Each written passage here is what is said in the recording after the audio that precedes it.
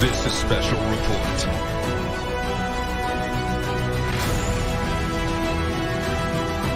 Black holes are one of the strangest things in existence. Neil Armstrong may have seen extraterrestrials on the moon.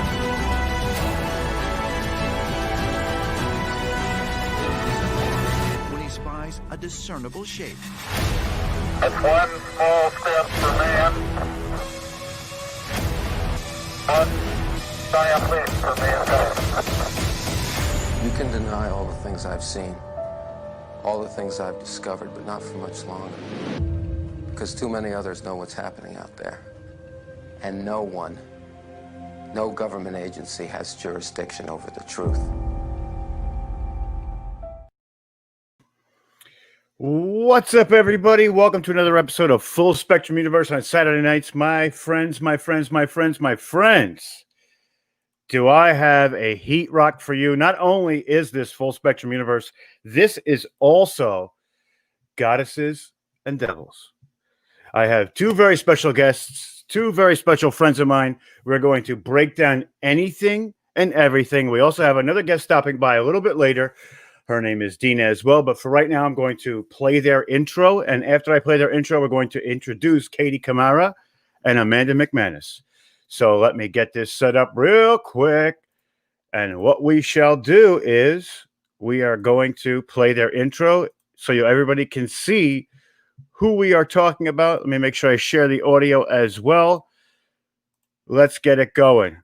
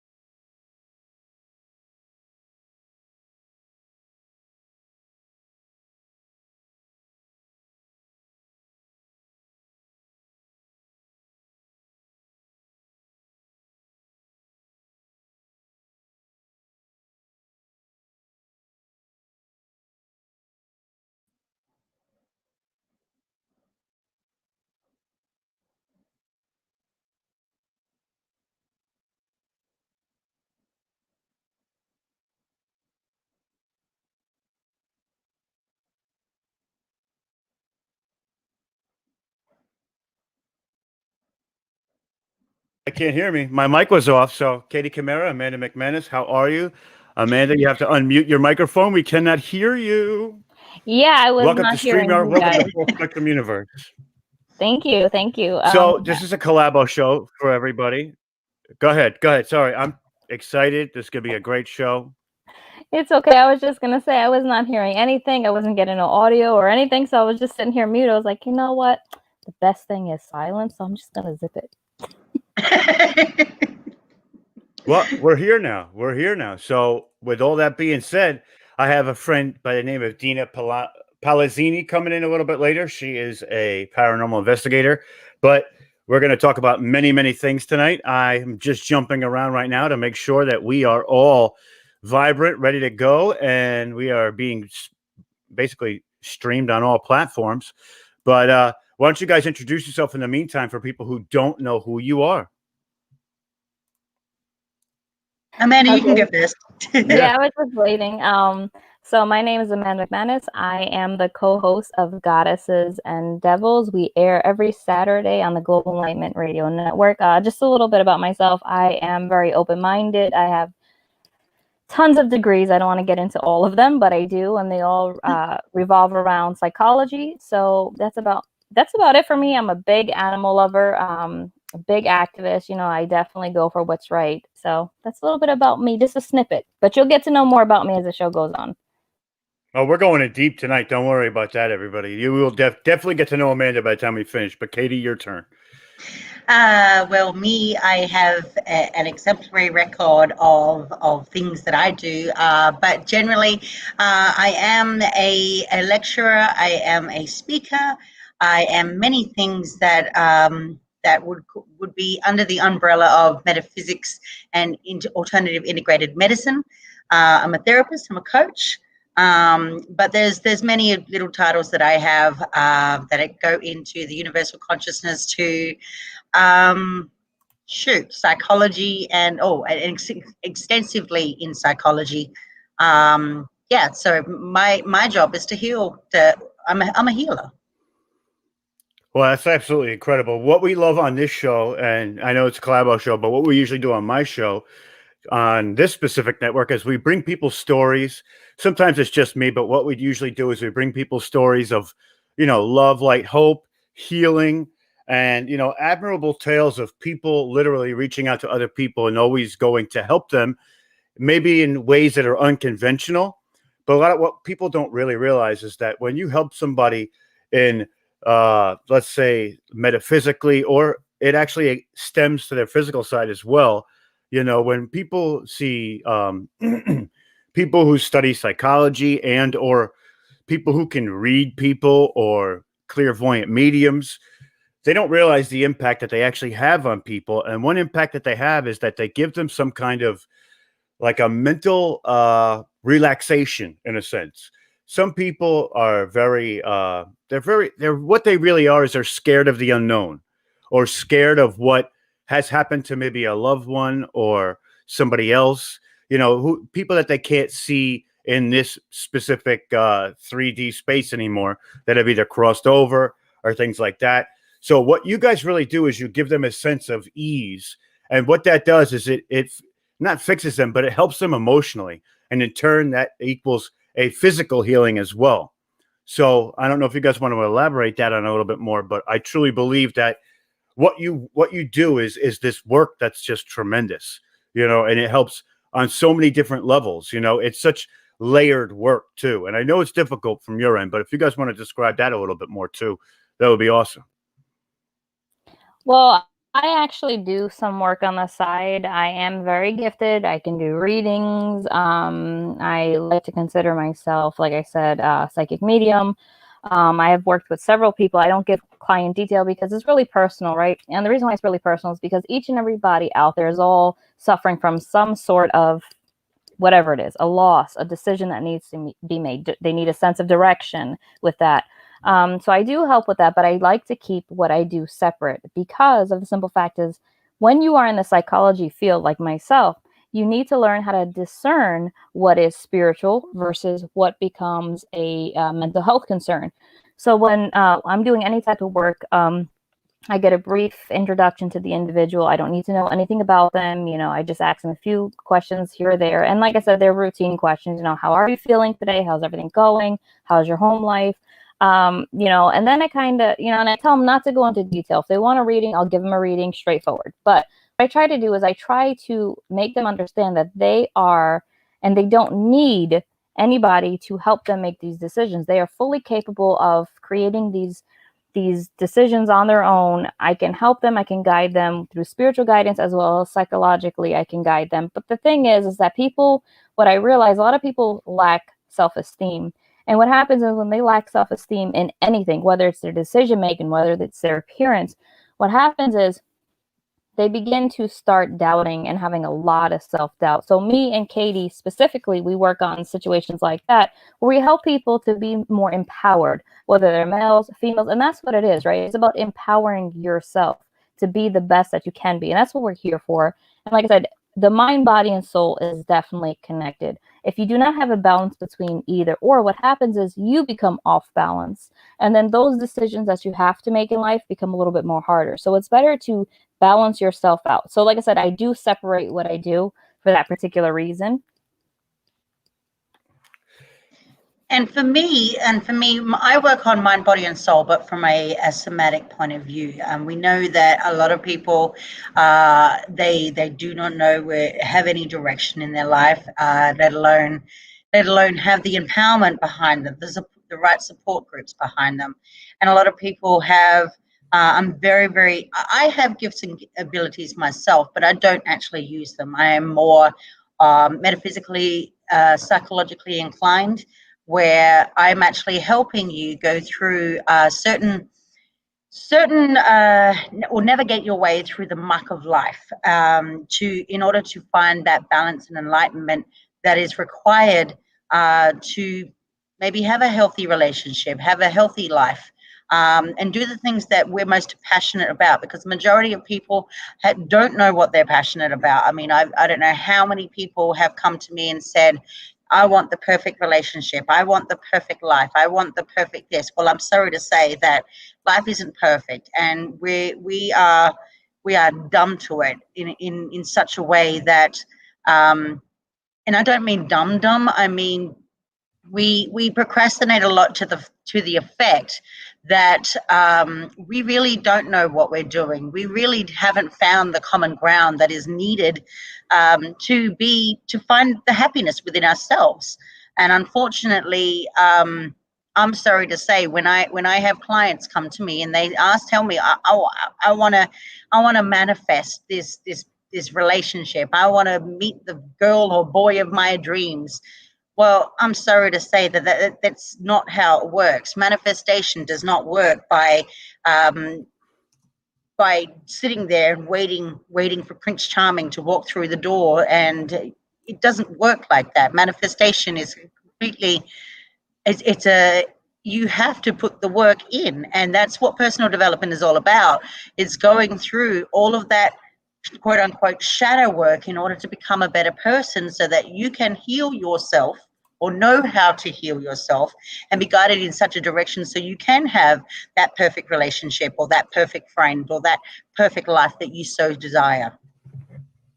I absolutely agree with both of you 100%. I mean, it's super important to know yourself, because they say a lot of things about love and light. You know, it's very difficult to love others or to bring some sort of concrete like lifestyle to other people and try and help those people. You have to be right with you first. It's always the most important factor of that. We do have Dina coming in real quick, so let's bring Dina in real quick and say hi for a little while. Hey, Dina, can you see us? Yes, I can. How are you? I'm good, Dina. How are you? This is Katie and Hello, this is Dina. Amanda.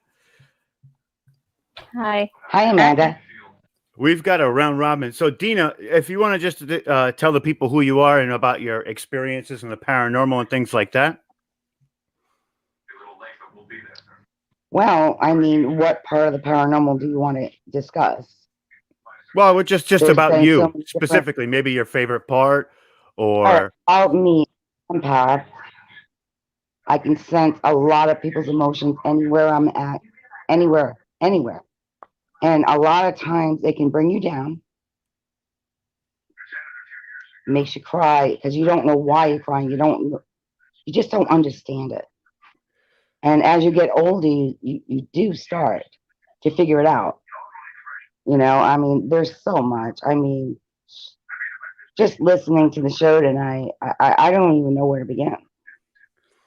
Well, I'm with you on that one, because I mean, Katie and Amanda, they know a lot about the psychological side of it too. So for me, that's somewhat new. I'm more of the paranormal side, as in investigations and, you know, and a researcher by nature, you know. So with that being said, it's difficult. Like they know so much about it. I mean, so for me to come up with some questions for them, the first thing I would ask is, from all three of you, but we'll go one at a time, is, let's say that somebody comes to you with an issue of a lost relative, right? So everybody's going to approach this one a little bit differently. Right. So when everybody, there's different aspects of it where it's It's something painful, right? But also, what would be the first thing that maybe you would do to help them recover? Maybe not, because of course they lost somebody, but try and recover that lifestyle back to some semblance of what they had before that. So we'll start with Katie. Katie, what would you do first? Well, for me, show love and compassion, because a lot of people go full on and they really don't know how to deal with things like this. In that nature, showing a little bit of kindness and holding space for people just to let them breathe in order to deal with things like that. Because when we lose a loved one, we're so beside ourselves, we don't know what we're thinking half the time. And we're stupid enough to think that, missing when you want to go out or whatever and you're missing your keys, but you are still going through the grieving process to have those keys to get in your car to go to A to B or wherever you're going.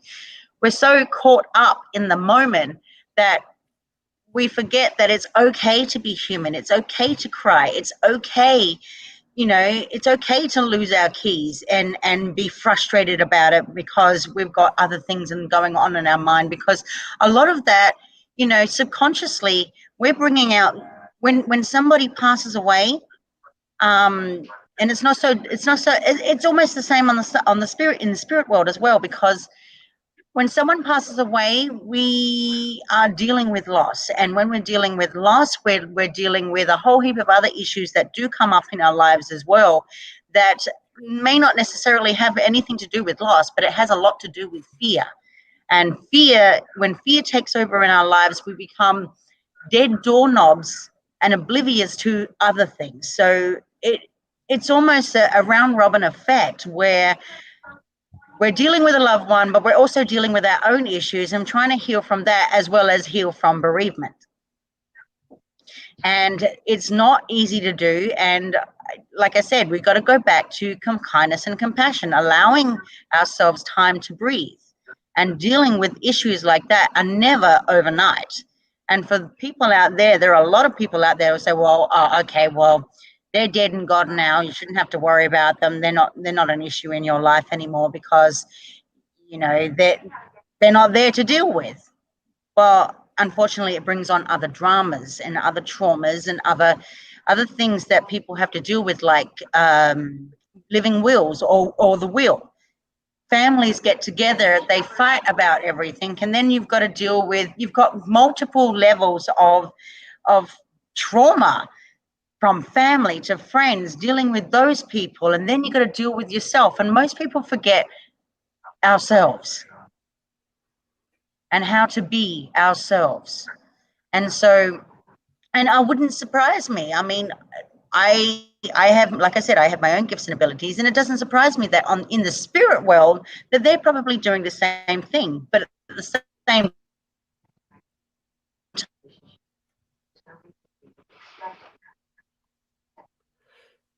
Katie, you faded in and out a little bit. Let me. You there, Katie? You're back. You're back. Yeah. Okay, Dina. Let me jump to you now. Now, dealing with the investigation side of it, right? Would this guilt that Katie was talking about, or this bereavement, would that be something that might keep an entity earthbound past its time? Absolutely. Absolutely. Because if a person dies suddenly, they have that guilt of just like dying and leaving their family behind. So they're kind of lingering. They just want to make sure you're okay. And I understand her about the empathy, and that's when it all comes in. The empathy and feeling sorry and crying and thinking that this person's dead. Their body's dead.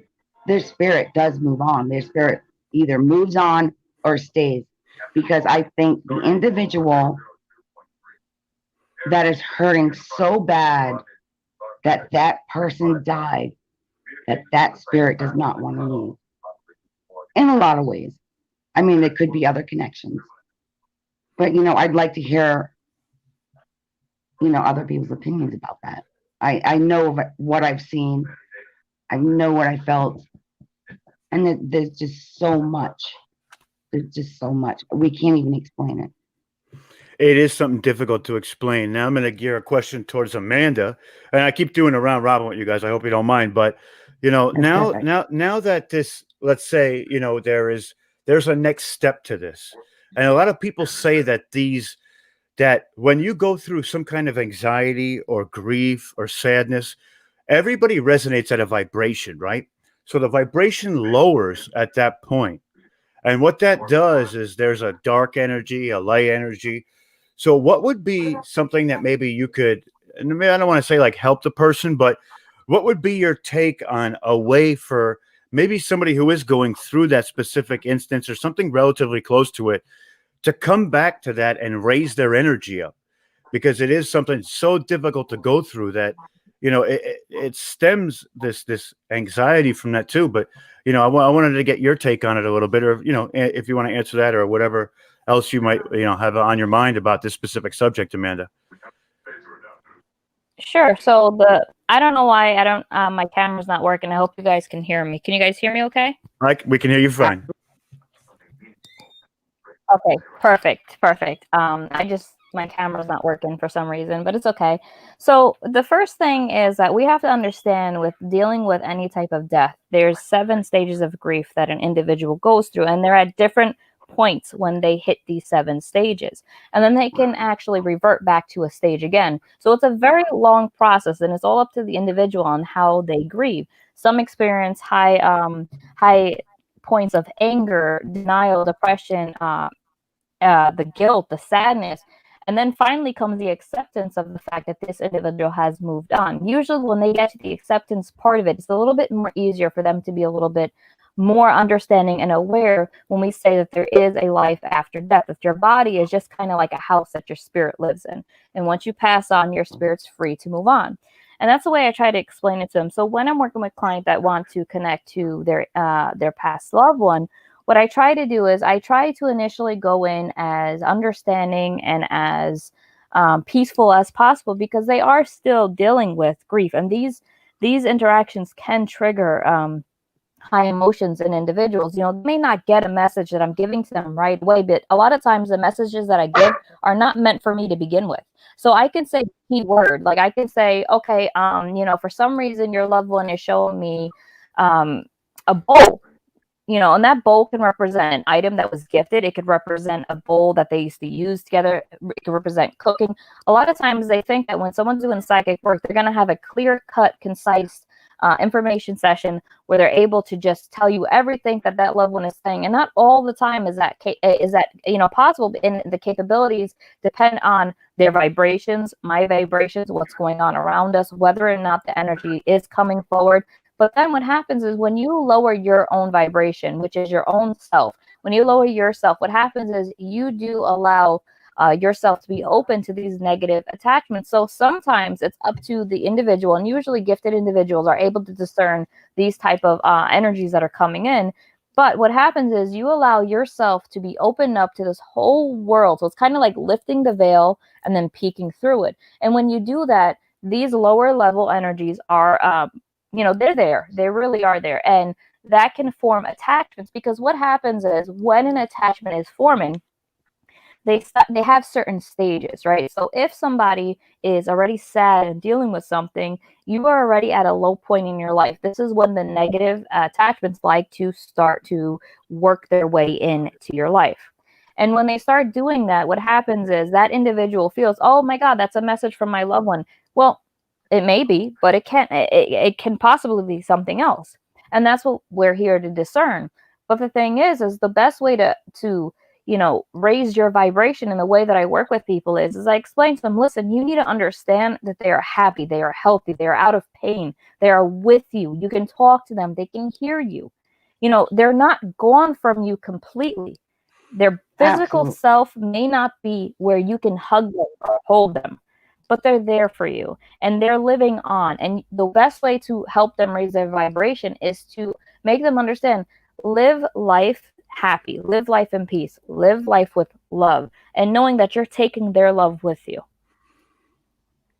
That's truly, truly incredible. I mean, that's Well said. yes, I agree with that 100%, which leads me to my next question.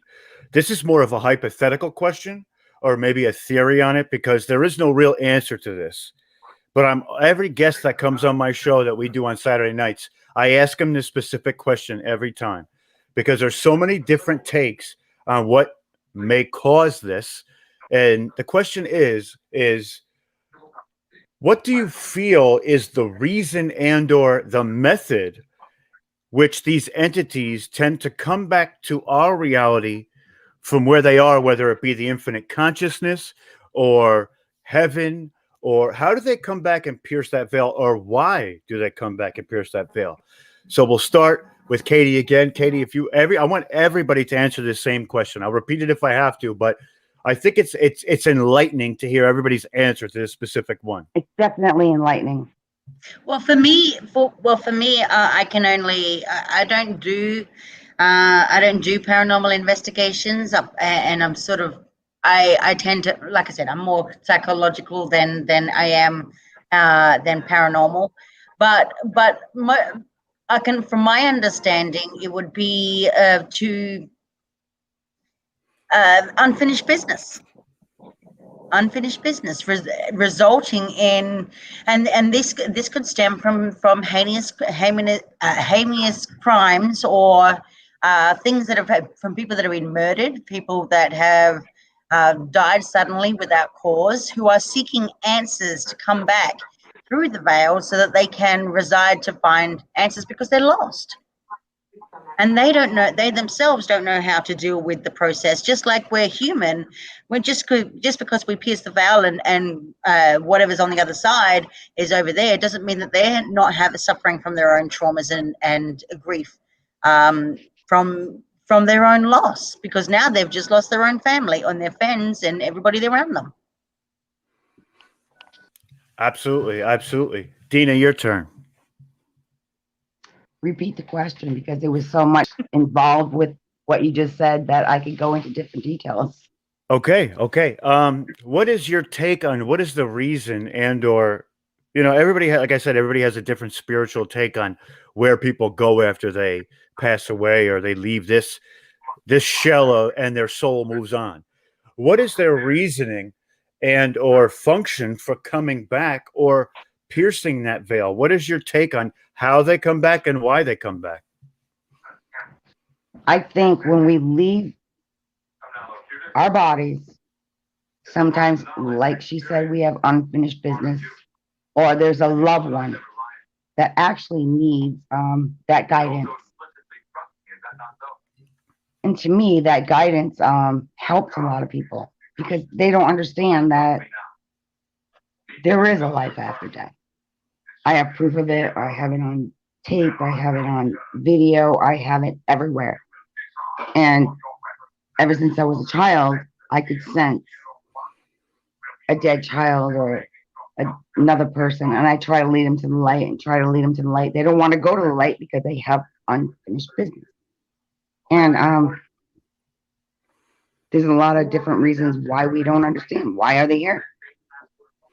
I mean, why are the evil ones here? Why are the evil ones scratching people? Why are people pushing pregnant women down the stairs? We don't understand.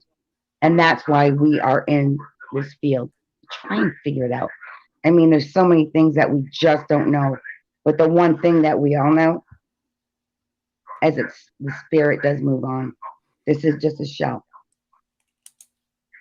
Absolutely. Amanda, I'm going to ask you the same question. So to understand a little bit about activity, meaning hauntings, we'll call it, and that's just the very basic term for it. There's different forms of them. So you have residual hauntings, where this is something that the individual is connected to a home or a place or whatever, and they're just residually there because this is what they like to do. They have poltergeist activity. Or an object, exactly. They have poltergeist activity, where this is more of a phenomenon that occurs through bursts of energy, and these are energy-based. So they feed off of our energy. They feed off of the energy within our homes. Spirits are energy, and that's what we got to look at. Everything has energy too. Absolutely. I'm sorry? Energy cannot be. Can I cut in on the poltergeist? When you're a teenager and go ahead. when you're coming into your own as a teenager and you don't know if you're a man or a boy, a girl or a woman, your hormones are all messed up, and that energy is so strong, and that's when usually the poltergeists will start happening. They feed on that. But go on. I'm just All right, so pointing out what. poltergeists can be very, and there usually are low level energies.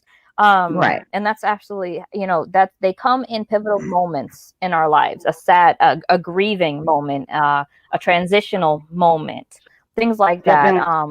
Then you have very, yeah, exactly. And then you have very low level energy, which runs into your demonic energies. And these, let me tell you, and I'm going to say it 100% clear for everybody, this is only literally like a 1 to 5% chance that anything in your home is demonic.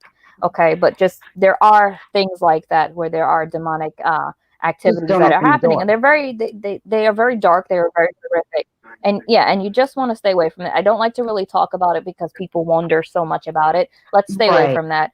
Then you have your intelligent hauntings.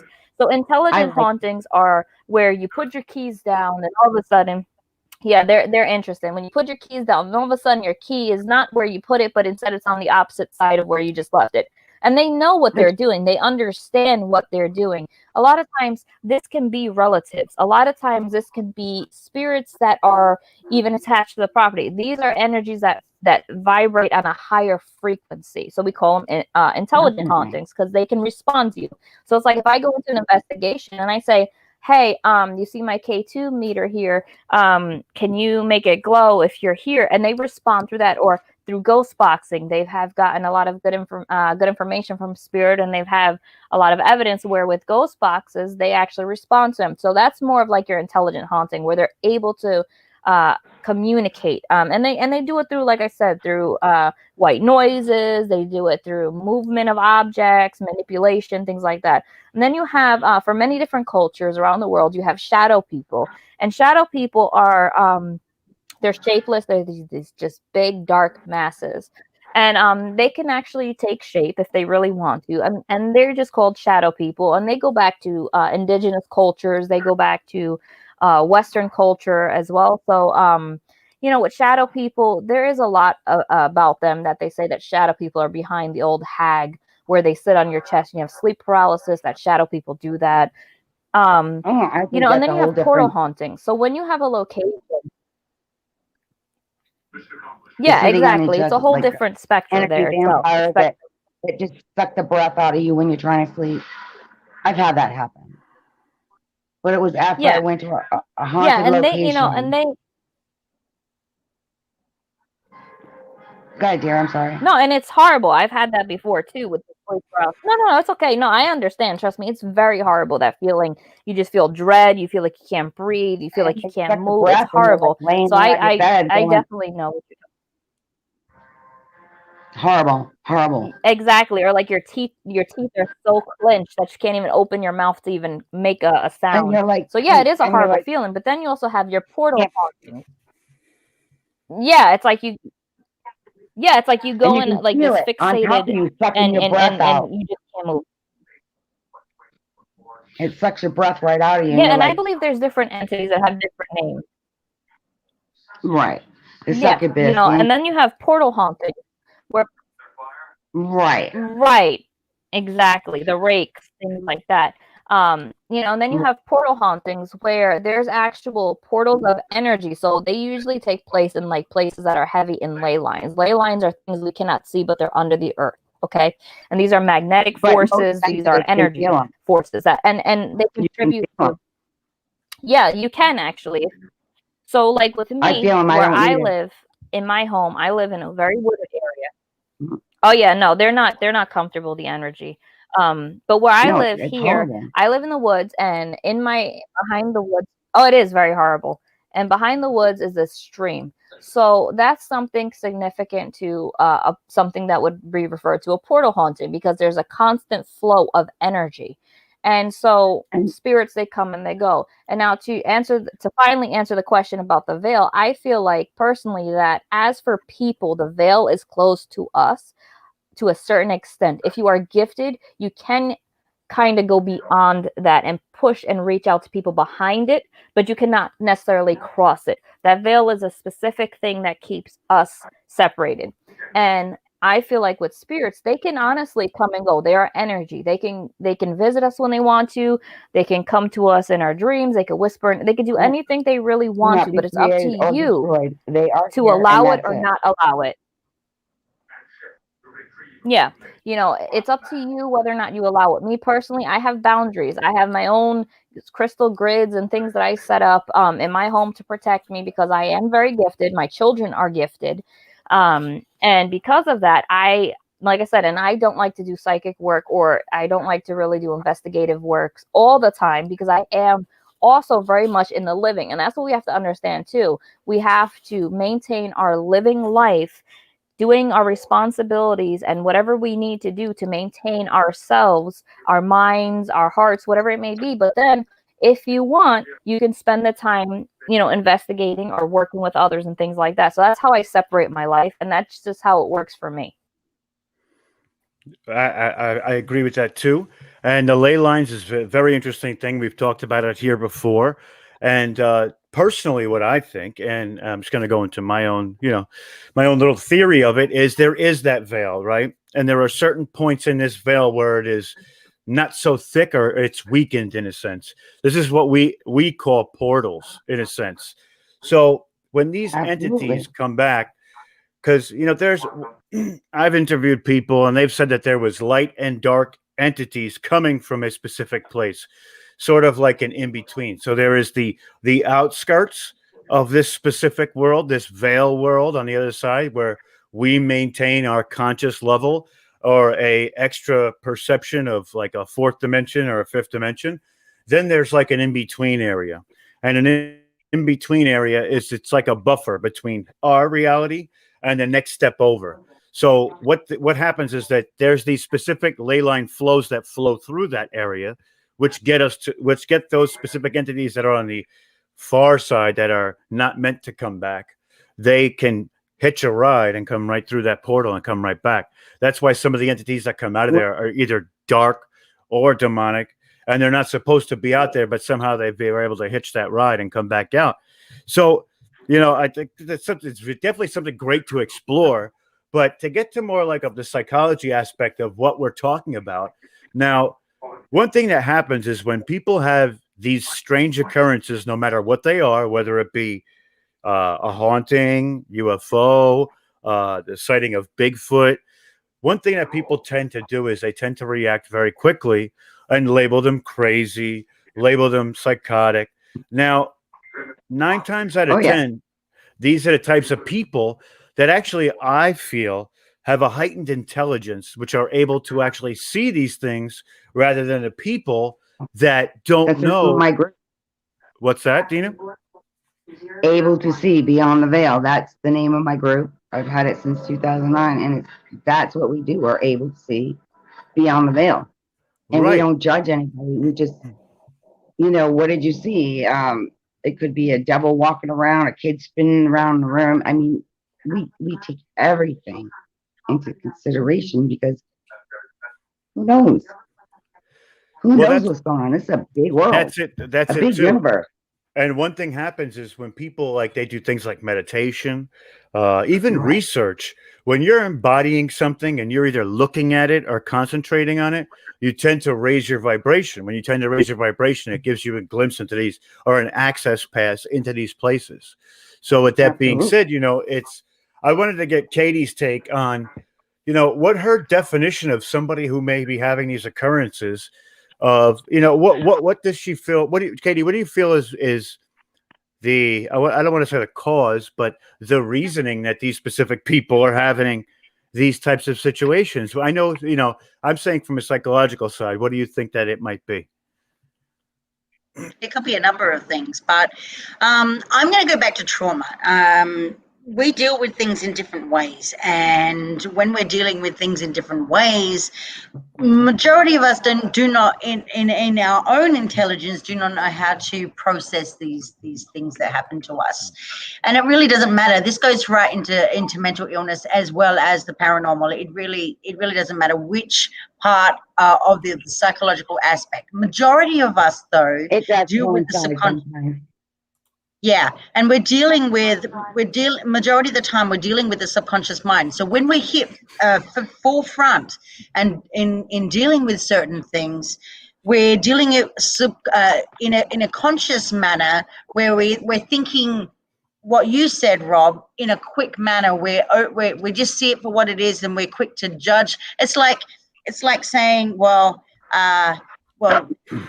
you're labeling you, calling you crazy, and then I'm coming back at you and say, well, no, I'm not. And it's the reaction.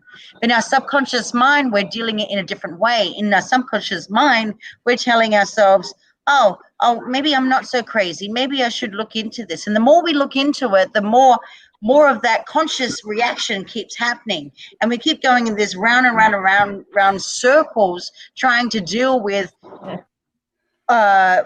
certain issues that deal with it. And of course, it's like the questions that I've looked into in a more in more depth way, like what happens to the human consciousness after death. And of course, why do people fear death more than eternal life, and what can we do to inherit it, and what's its true purpose? And the reason why we go through all of these things is because the afterlife really has no identity. We give it, as a human still alive and well, we give it identity. So therefore, when we give it identity, we tend to add everything else that encompasses the trauma of life, and we take it upon ourselves to give it labels, and thus when we express ourselves and we inherit our gifts and we have our abilities and we have the ability to see, we only become even more crazier than we really are when we're really not. I think that's because people call us crazy. Well, they call us crazy because we can see things that they can't, and we've been enlightened. And when you're enlightened, you can see all that.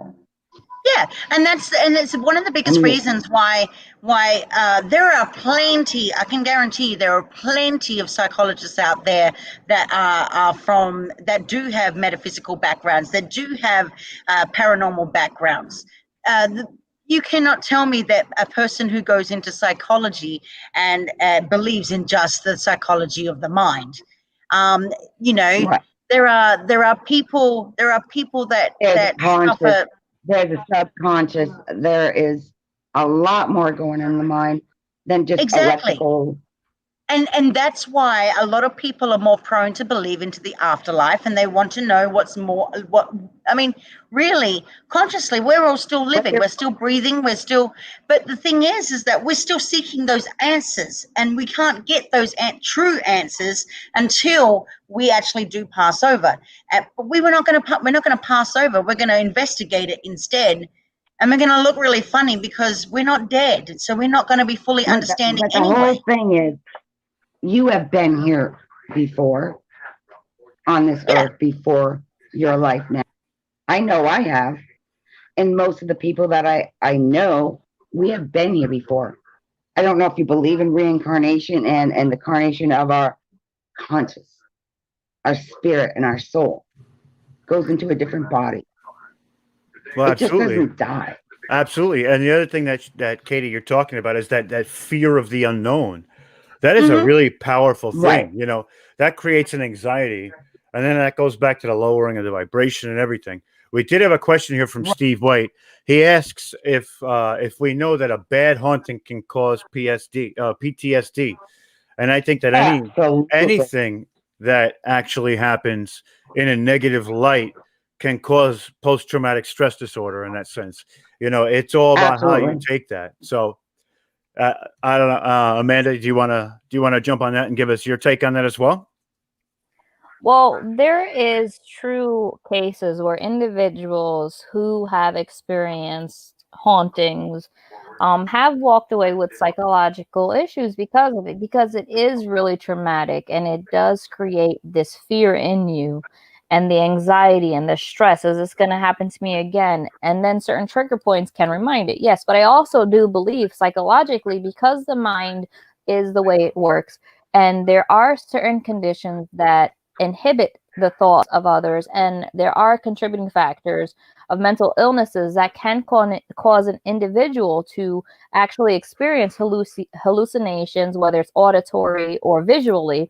So I think what we need to do is that honestly, we need to look at individuals as individuals and not put people into these categories and just like label them, like Katie said, and say, well, you're crazy, you see ghosts, so you're crazy, you're saying you're this, you're crazy. You know, it's all about labeling in a society to give us this false sense of It's all you know, labeling in this knowing everything, the everything. know-it-all syndrome.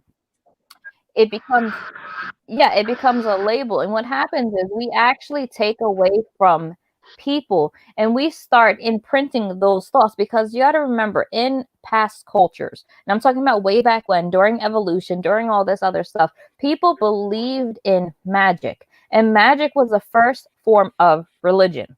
Okay, this was their practices. This is their ritualistic beliefs that if they offered a potato to whomever, the spirits, they didn't have names at that moment, but to the spirits, we'll say that these spirits are going to help them and protect them. And so we look at all of this and we start thinking, well, when did that shift occur? Well, it started shifting when we started studying psychology. It started shifting when we adapted new religions. It started shifting when our culture started shifting. So when we look at it from an anthropological aspect, we started seeing a shift in the way people think, but that did not take away from their experience. I believe truly in the paranormal, and I believe there's individuals who do suffer attacks, attachments, etc., and cause them great anxiety and stress, and who then later develop PTSD because of it. I mean, it's just like individuals who have car accidents or who go through a traumatic event where they now have this feeling of dread that comes over them, that every time they drive their car, they're going to get into an accident. So it helps them not to move past it positively, but it helps them to stay in that mindset of that fear, and it controls them. And hauntings can definitely do that. But what happens with this whole situation is people are afraid to reach out to other people because they're afraid of the stigmatism that they'll receive because of society. And it's a sad There's thing, because we always need to start learning stigmatism. how to respect, love, right, respect, love, and understand individuals before we slap labels on them. Right. I totally agree. I totally agree. And the next segment I want to get into is a little bit of what Katie, what you're working on with Amanda, and the next steps that you guys are taking to further your careers in the healing and psychological realm of it. At this time, I'm going to say thank you to Dina for stopping by. Dina, thank you for coming on. It was a pleasure to have you. And we're going to go into that. And you're always welcome to come back whenever you want. We're going to go into the next segment. So I'm going to let you go so you can relax and have a good night. And I'm going to have my glass of wine. There you go. There you go. Thank you, Dina. It was a pleasure to see you. It was nice to talk to y'all. Thank you, Dina. Have a great night. Nice meeting you. Nice to meet you too. All right. So getting to this next segment, you guys are into healing, and it's the healing aspects that I want to go in the last hour, because we've talked a lot about the fright and the flight and all that good stuff. So let's get into how we can help people from this point. So I don't know, whoever wants to take control and just go into. First, Amanda. Go ahead, Amanda. Tell us what you guys have been working on and what you're working towards. So me and Katie developed Goddesses and Devils, pretty much to help support and empower individuals. We were stemming it more towards the female population at first, but then we also don't want to be biased and we don't want to be judgmental to our male counterparts. So we decided, well, how can we do a show that we can interact with both individuals, but also bring up claims to, the opposite sex of what causes this individual to feel different about this individual. And we wanted to figure out a way to bridge that gap that we all fall in between, right? So there's always a bunch of gaps everywhere we walk, right? And sometimes we get stuck in stereotypes, sometimes we get stuck in labels, other times we get stuck in our own egos. And so me and Katie decided, well, what can we do to help people to better understand that? And how can we help people to heal and get through the things that are bothering them? So we developed Goddesses and Devils for that particular reason. And what we do is we talk about these subjects that people are afraid to touch on. We talk about sex, we talk about religion, we talk about psychology, ideologies. We talk about anything you can think of that we know can help people to get past these certain situations that they may encounter in life with stigmatisms as well. And so sex, for an instant, me and Katie's first show was on the battle of the sexes. Why is it okay for a male to have multiple partners and a woman is called a slut? Why? I mean, it makes no sense. I mean, isn't the male being a slut? You know what I'm saying? If they're having multiple partners, like why is there a label there? It makes no sense when we should look at each other as equal in the sense of getting rid of all the inequalities, even though we know they're out there and there's political, speaking, that we know that jobs and things like that and economically there's some form of inequalities that are within every one of our institutions and our systems that we have established. But we're talking about everyday life. We can't fix the political nature, we can't fix the economic nature, but we can help you to fix you.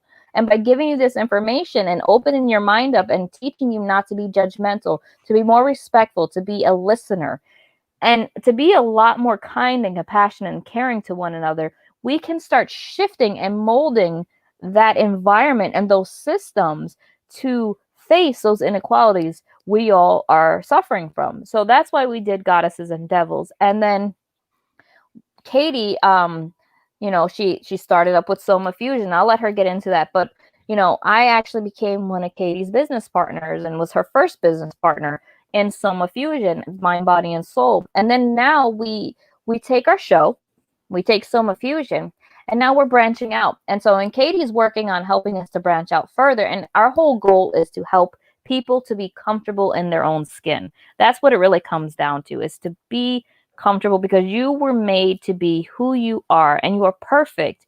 And you can choose whether or not you want to be labeled, whether or not you want to accept that label, and whether or not you choose to abide by that label. You can never change a person's opinions, thoughts, whatever, but you can change your own. And you don't have to accept all of that. Like as a female, I've been called a slut plenty of times. And I'm just like, well, okay, that's nice. Good for you. Yay. We know a word. You know what I mean? And I move on from it. But it's like, what makes me a slut? Because I'm a female?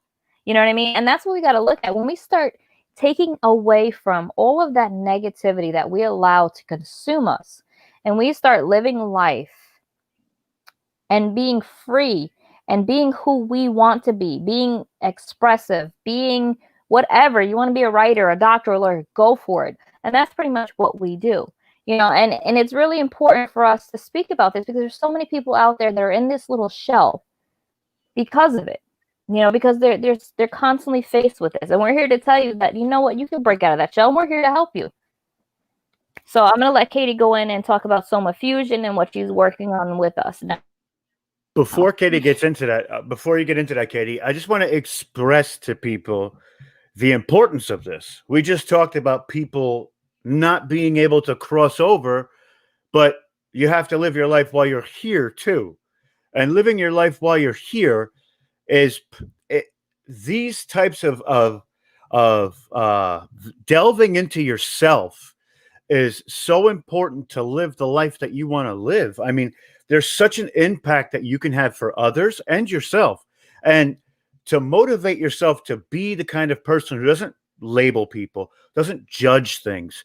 This brings harmony to the earth as well. It's not just you're affecting that little circle that's around you, and then they affect that little circle that's around them, and then they affect that. It's a domino effect. And it's so important to live your life while you're here, and to not be that tortured soul while you're on earth. So when you cross over, you're that tortured soul again. So I'm going to let Katie go in, and I just had to say that out loud because I felt it was in my mind, and I wanted to make sure that I expressed that. Well, I was just going to pose. No, it's true. true. It is true. And the thing It's is true, that and that's I'll what me and elaborate Katie on would that. say. Yeah, and I'll elaborate on that too, because how many, I quote pose a question: how many people love to see the sun, but do not? Okay, how many people know how to climb a hill? How many people know how to get to the other side to see the sun? This guy right here. I'm living it right now, and I'm doing it. You're a damn Aries, whatever. It's true. That's You're true. discarded from Well, this comment. But no, a well, lot of people it's like don't. the fact of a virus, right? Hate Yeah, spreads like a virus. Anger spreads like a virus. If I walk into a room and I'm pissed off at whatever the fact may be, and then I bump into Katie, who's just sitting there minding her business, because I'm having a shitty day, I'm going to take it out on Katie because I'm mad and I need to just, I don't know how to control myself and I don't know how to let go of my emotions. So I outwardly projected. But as I'm projecting it to Katie, who's an innocent bystander, enjoying whatever she was doing, a cup of tea, coffee, whatever, now she's going to be pissed because I'm the dickhead that pissed her off. And then now Katie's going to go and piss off Rob. And it's just a domino effect. And that's what it is. Hate and this negative just insults and anger and the violence. That's all like a virus. We spread it. Like Katie was saying, how many people can actually spread kindness, love, compassion? Well, there's not many out there. And that's what, we were talking about. Sorry, Katie, but I just wanted to add that, that's just like, it's just like any other virus. It catches on and it gets stuck in you all day long, and then you're miserable and you're feeling shitty because some idiot said whatever to you. But you can choose to change that, and it's up to you to choose to change that. Well, yeah, that's like the spiritual quagmire too. Like, you whatever you put out, you get back. It's the karmatic debt, and it's the law of attraction. And you really should try and put out positive to get back positive, because honestly, at the end of the day, the only person that's going to make you happy is you. But go ahead, Katie. exactly. And of course, when that does happen, I will mention, I am me. I'm all in the world, and there's no one else exactly like me. I teach a lot when I write, when I talk about the things that I've gone through, because I teach from experience. I talk about sovereignty, which is nothing but self-empowerment, or sovereignty is a very, very strong word to basically say, hey, you know what? See you for you. I mean, everything that comes out of me is authentically mine because I alone choose it.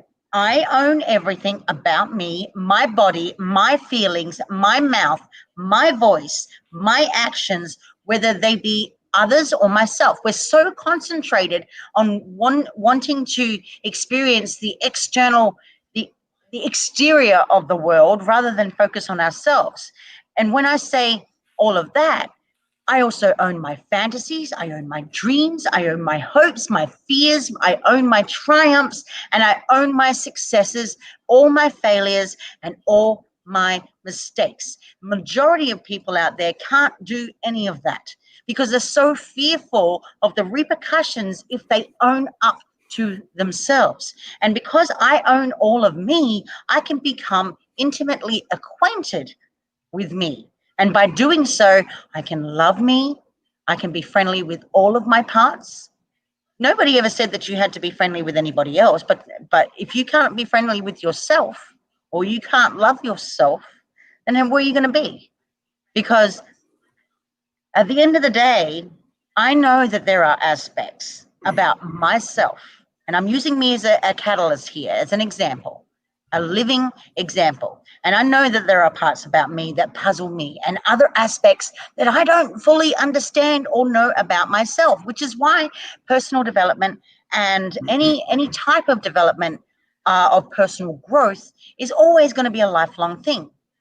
And that's it's just, as the saying goes, when we look for that perfect love and we don't find it, we settle.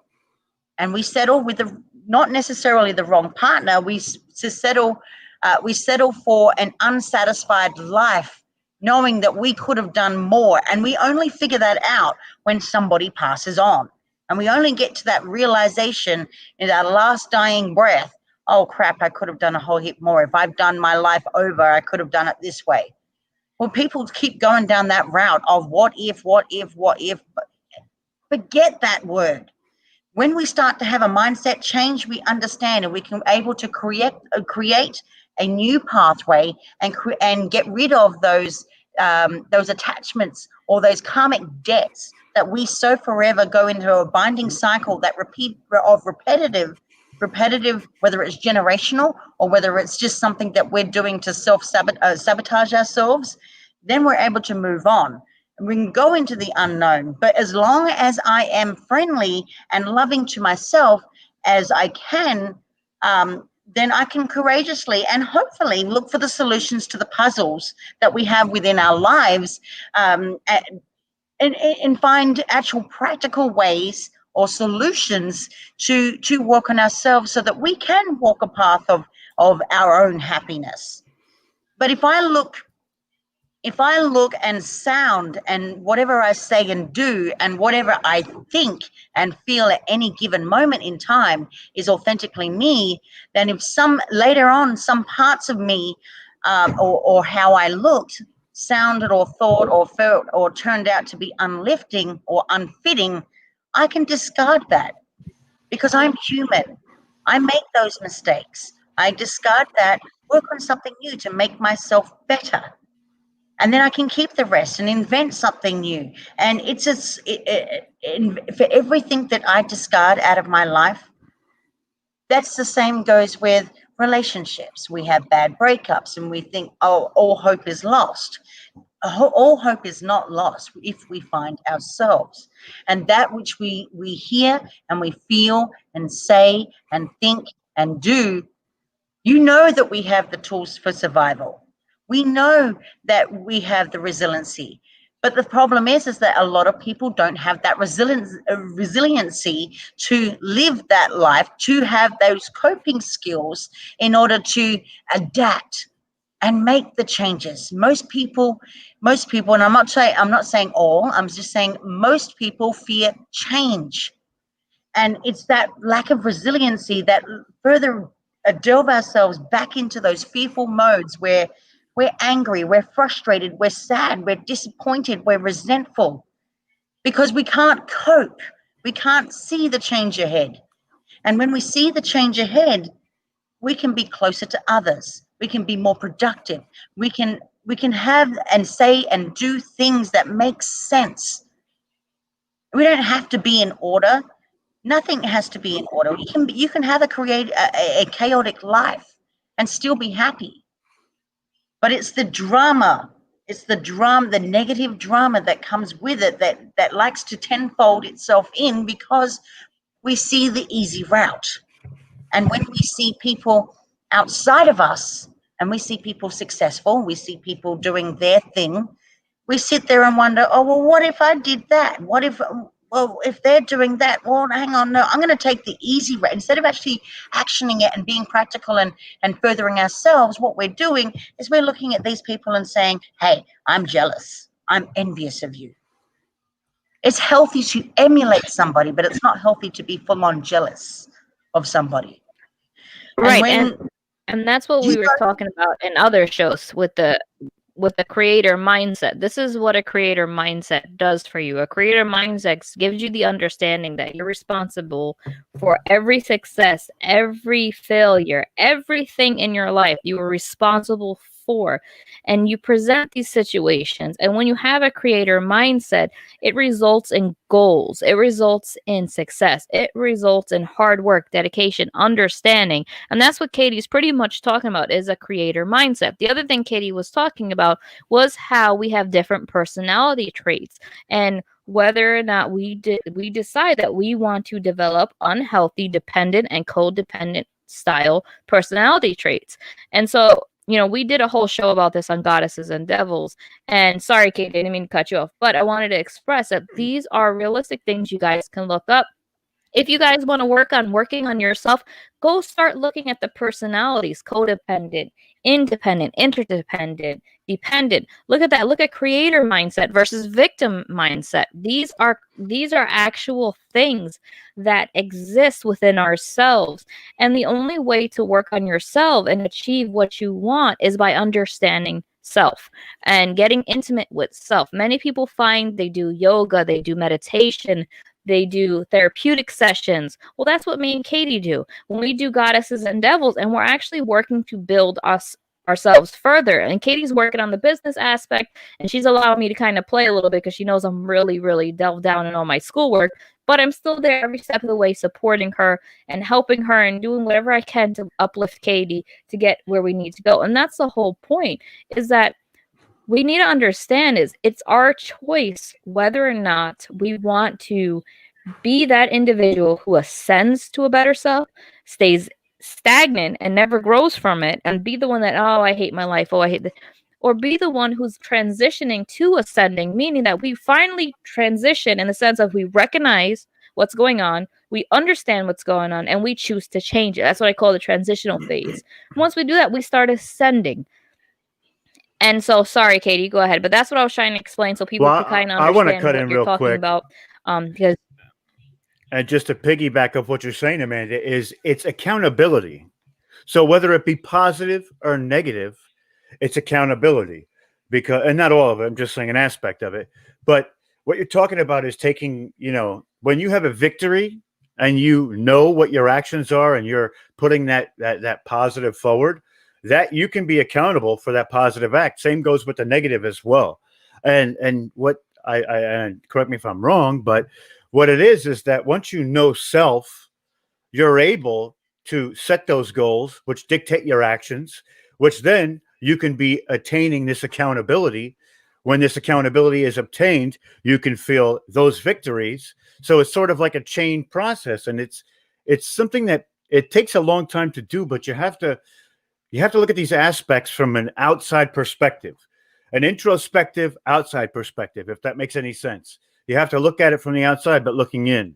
So it's kind of like this, it's this strange, it's almost like a duality, what you're like with the putting out and the giving and the taking, but you have to set this accountability, and this accountability makes it so where you're either going to be the victor or the victim. And that victimhood comes from negative accountability. Woe is me, I'm no good, nobody likes me. When you set these goals for yourself and you move forward, you have this accountability of victory, and it's a different accountability. But go on, Katie. Yeah, and of course, when we dive into relationships too, we got to see it from two different points of view. A lot of people, when they go into victim mentality, they're looking at, well, why me? Why poor old me? The pity party me, and so on and so forth.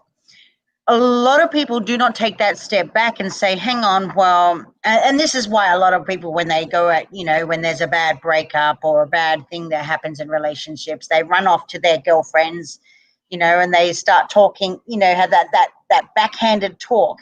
Oh, my boyfriend did this to me, and my boyfriend did that to me, and blah, blah, blah, blah, blah. And then instantly you've got a gang of girls ganging up and saying, oh, this guy is this and this and blah, blah, blah. But we don't know the full story. We're only hearing one side of it. And the whole point, I went through this whole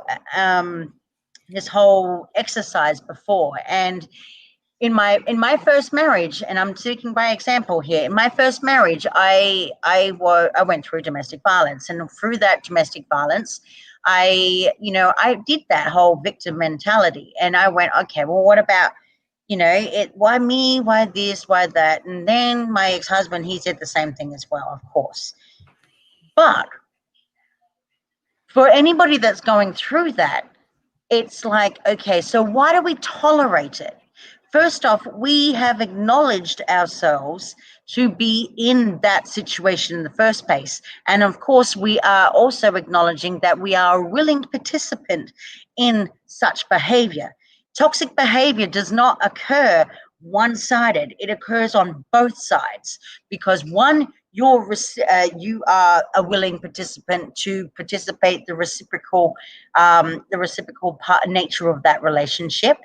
And number two, you are receiving the receiving nature of that said toxic relationship. So you are not just acknowledging that being a part of it, you're not tolerating it in the first place. So therefore, you cannot claim victim mentality to your friends when you go ahead and you go and tell them the one-sided story, when there are actually two sides. You are the victim. Yes, you are. And yes, and 9 times out of 10, it isn't your fault, and no one deserves that. But at the same time, you're also part of it. You have to acknowledge, in order to forgive and move on, you have to acknowledge your part in the whole thing for continuing to reciprocate that said toxic relationship in the first place, so that you can move on yourself. It's not just about the other, it's not just about you, it's also about the other person. Because if you don't acknowledge, and as a tolerated or tolerant participant in these behaviors continue on with a toxic cycle that has a karmic effect, and it goes round and round and round until you sit there and you break that cycle. It is a hard work to go through. No, and you know, and it's not easy, and it hurts. It really does hurt, and hurt is one of the biggest things to overcome. And the way to, because I'm just addressing a comment, the way to overcome hurt is to kind of, and I know it's going to sound wrong, is to kind of move on from it. Acknowledge it happened. But now, do you want to stay hurt, or do you want to continue and move on? And that's what it really comes down to. It's a part of being able to move on from that and move on to something better. So like similar to Katie, I had situations like that where my kid's father, not my husband now, but my past, he was physically and emotionally abusive. And he came home one night, I don't even know what the hell he was on, probably on drugs. I don't know. He was on something, because it wasn't really truly him, but it was the actions, because it's his body creating these actions. But he physically hit me, and I hit him back. And I was not going to sit there and allow him to hit me. And I don't think that's a great relationship. So I decided, you know what? I need to walk away from this, because this is not conducive to me, my children, or my environment, or my livelihood. So I moved on. Yes, it hurt, because you do develop these long-lasting memories with this individual of all the good times. But how many of the good times outweigh the bad times? And that's what you got to look to. You got to look at the fact of where you're at and what's occurring. Is this a cycle? Okay, if he hit me once, he's not going to hit me again. Oh, well, guess what? If he hits you once, or she hits you once, there's a good chance that she's going to do it, or he's going to do it again. And this is just their behavior. And this is them manifesting their own emotions outwardly and beating on somebody. And it's not okay. So you need to recognize it. And I recognize, like I said, he hit me, I hit him right back. You know what I'm saying? God is my witness. I hit him right back. And in that whole brawl, in the sense, I won. I literally beat the shit out of him. But that's when you look at it, it's like, oh yeah, well, you taught him a lesson. No, you know what? I really didn't teach anybody anything. If anything, I contributed to the violence. I contributed to the negative. What I did by walking away was what mattered. What I did by saying, you know what? If you want to live your life like this, you know what? Be my guest, but you're not going to do it around me or my children. And I walked away from it. And there's nothing wrong with walking away from it. We had a choice. There's always that accountability. Guess what? I was lucky that time. Will I be lucky next time? And that's what we got to look at it as. We got to look at it as taking the accountability. And when there's a relationship, there's two people involved. So you can't always just blame the male or the female counterpart when both of you are engaging in this toxic behavior. It takes a bigger person, and it takes an established person to understand their accountability and say, you know what, this is not right. So I'm going to make the choice for both of us, and I'm going to walk away. Well, that's absolutely true too. And not only that, just to go back to something that we were talking about earlier, is when you hear a lot of these stories about these hauntings, it's usually a female or a male in that type of abusive situation before they meet their untimely end. So by the paranormal shows you somewhat of the consequence of what these specific types of relationships actually do to people. If we keep looking back at history, how many different groups there are to help women and men who have gone through these tribalistic abuses that are just, and it's crazy to say this too, but just to go even further, some people, when they come from an abusive household, they abuse others without actually realizing it. They think that they're just being normal. And it actually, it's almost like they're brought up like that, which is a crazy thing to say, but it's like a repetitive conditioning that they went through. And then they try and say, well, I'm going to be different. And then they end up going into a relationship and they are different, but they're abusive in a different way. So yeah, and it all stems Yeah. it all stems down to too as well, another element of relationships, and this is one of the biggest reasons why relationships is such a good example to go by, because we're all in one, regardless of whatever we see a relationship as. We're all in a relationship, and we've all had our personal experiences. And it's like saying the common phrase, "It takes two to tango." It goes into parenthood. It goes into a lot of things that we deal with in daily life, and we're fearful, so fearful of not owning up to our honest selves, that we lie about it, and we feel the need to lie about it. And the problem is we're so used to taking the easy way out, so cutting those corners. There's such thing as healthily cutting those corners to be more efficient, but there's not such thing as cutting a corner to make things work in our way when it takes two to tango. Therefore, we can't make the compromise. We're not trying to sacrifice our values. We're not trying to sacrifice ourselves to any relationship that we have with anybody that we meet. We're trying to compromise that so that we can work in harmony.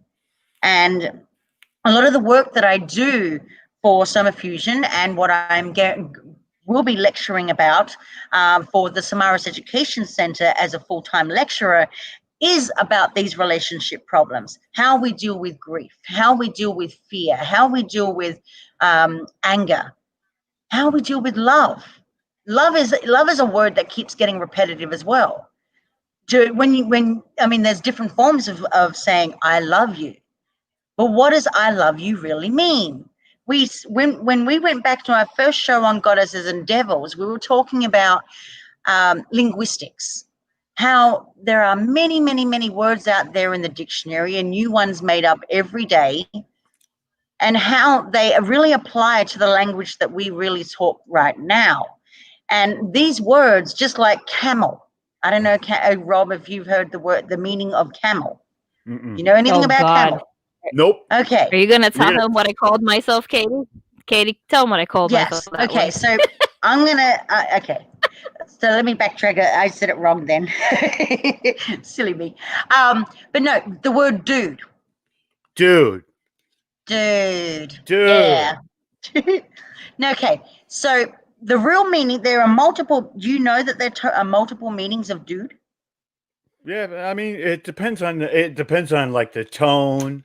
Like there's yo, dude, and then there's like, dude, come on, like. Okay.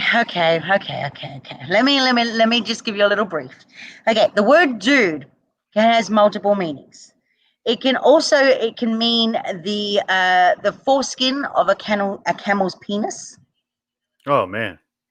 It could also mean an infected hair on the butt of an elephant. That's awesome. Okay. The true meaning of dude is actually a very well-dressed gentleman. But the slang of dude also means colloquially that you actually are attracted to another man. I never heard that, but go ahead. It is one of the meanings of it. Okay. So when we were talking about it in our show, then it started to make people think about when they said dude. When I go dude to you, what am I really mean? If coming from a girl, that's a good thing. Coming from a guy means a lot more than what it really means. We're talking about going a little bit more than what the I called bromance. myself when you asked me that. So when we were talking about it, we had a whole heap of listeners cracking up laughing. We had a whole heap of listeners cracking up laughing, including the guys who were sitting there going, I don't think I want to use that word anymore. Don't bother me, but What it is, what it is, you know? Well, that's what I'm saying, is that going back to what I was saying before, linguistically, when we talk, we really don't know what we're saying. So going into the research of linguistics, we really got to understand what these words that we're saying really mean. Just like the words, I love you. You can say I love you all day long to everybody, but does it have meaning? Does it have purpose? Somebody putting it in on YouTube depends on the context. I guess Yeah, that would be right exactly. on the money. But Thank at the you, Miss same G. time, yeah, but at the same time, contextually, we don't usually by habit, we don't think about it. It's automatic. We become robotic, and therefore we don't think about what we say before we say it. Gotcha. And so when we speak about people, we say, well, actions speak louder than words. Well, what does I love you mean? Goes back to what I just said. What does I love you really mean then? Because a lot of people, when they say I love you, there's no action behind it, Well, because you're just expressing. that's just it. When you tell your girlfriend, like if I look at my girlfriend right now and I say I love you, then you're telling her how you feel.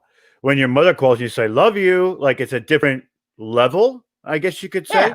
Like a different, but it's still the same word, but it's on I'm trying to find the right words for it, but it's And it's like a paradigm shift a little bit, like where you yeah, could say it and about it's not anything. wrong. It's not wrong. But if we were to focus it into saying I love you, which has multiple meanings, multiple contextual meanings, and in different languages, of course, if we look at it from another point of view, if we go, I love you all the time, if it's so easy to say I love you to another person, then how come we can't say I love you to ourselves?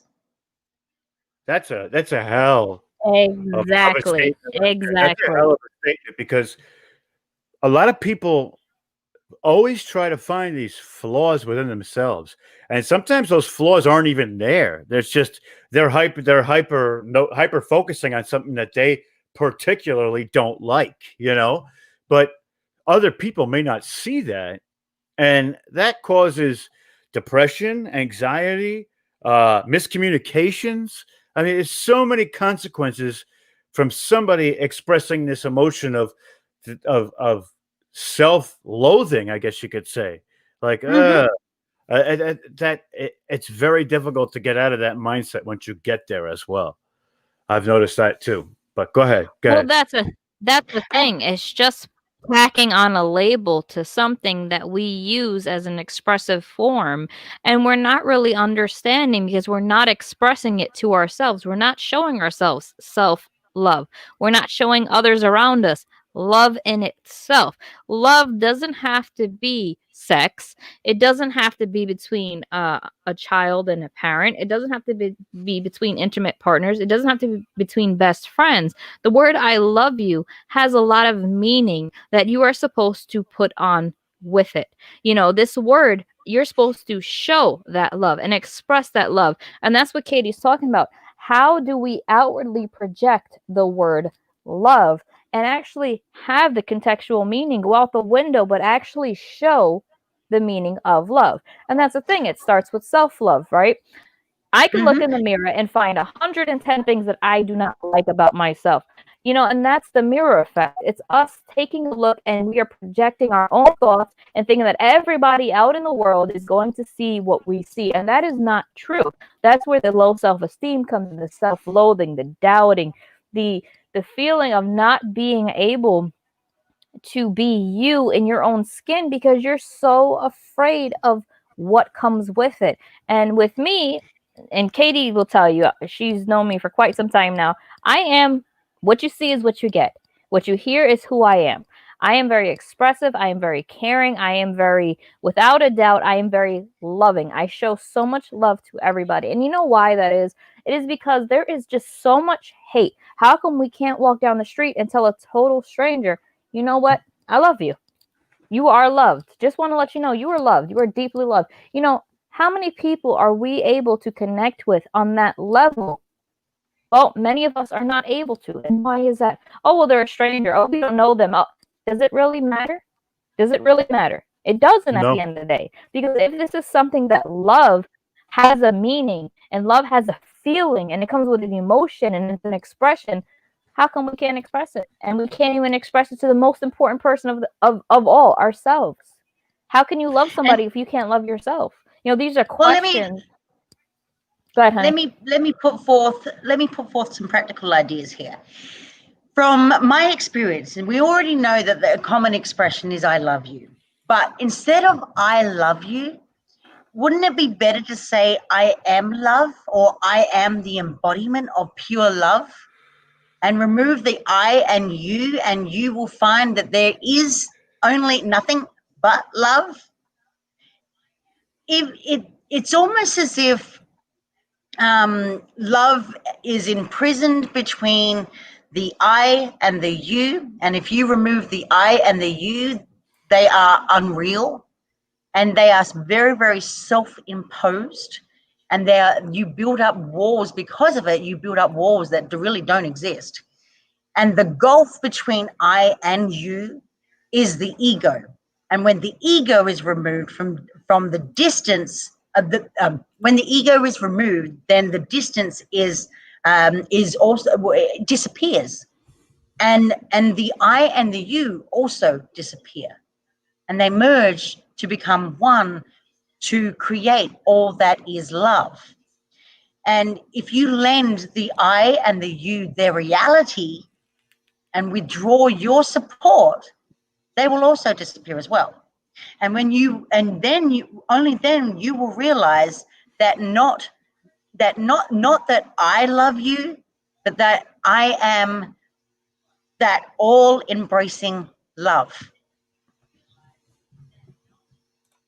So when you think about it from a different perspective, you're looking at self-love right there.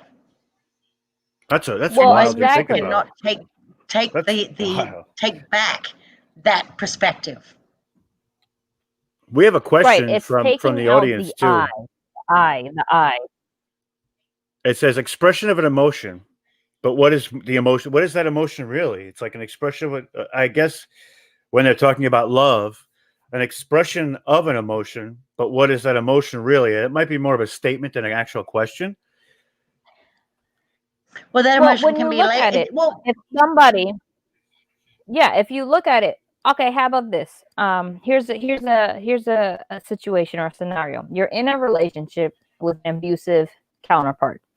They tell you, I love you, but then 2 minutes later, they go and hit you. Where's the emotion in that?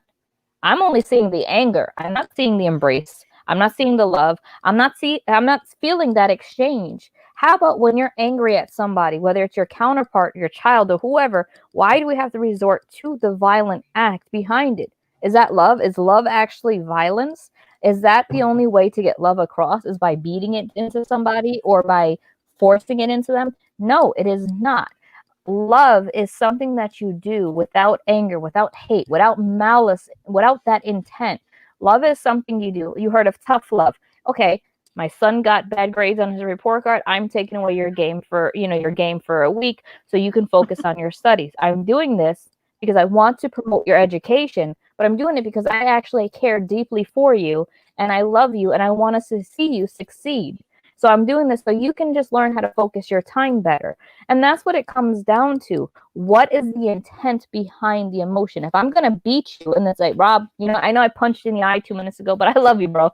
Like, Awesome. really? Awesome. Is that what love is? Like, aim for the cheek. I don't need a black eye. Right? I gotta go on camera. I get that. You know what I'm saying? That's the way we got to look at it. I agree. I mean, there's so many facets of what you guys are talking about. It's such a layered conversation that some people who aren't into this aspect of self-evaluation, they're like, whoa, man, their head's probably spinning right now, spinning. So, we've talked about this love and we've talked about the paranormal earlier, but is there some type of exercise that maybe they could use to start this trip down this healing of themselves.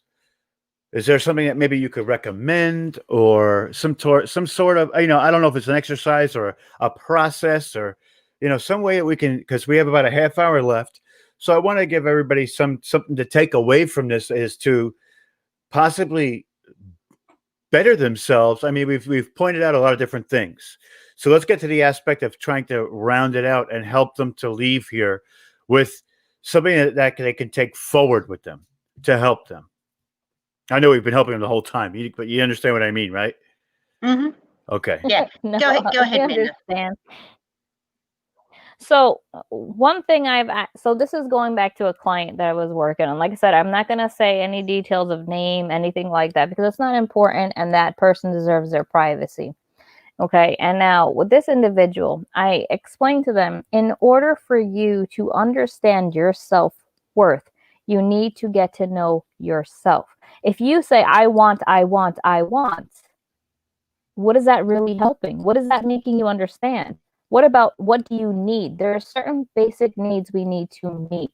In early childhood development, especially growing up, individuals, if we look at nature versus nurture, some individuals miss that pivotal point in their early developmental stages, that when they get older, they don't understand. There is things as self-love. There is things as being interdependent. So when we look at it, one way to start is by getting to know yourself. And the way that you get to know yourself is by spending time with yourself. You can also, like I said, look into different personality traits. See where you fall in those traits. Like, wow, I didn't know that this type of behavior makes me somebody who's codependent. I want to be independent. Well, guess what? You don't want to be independent, because at the end of the day, we all need somebody. We need our doctors to help us when we're ill. So we need to learn how to be interdependent and realize that it's okay. We're fallible. But like I said, in order to start growing, you need to take accountability for your actions. You need to understand yourself better. Like I said, spend time with yourself is the best way to do it. And it doesn't matter if you want to go to the spa to do that, if you want to meditate to do that, if you want, whatever it may be, but start recognizing that. Learn self-worth. You guys out there are worth so much more than the labels that people try to tag onto you.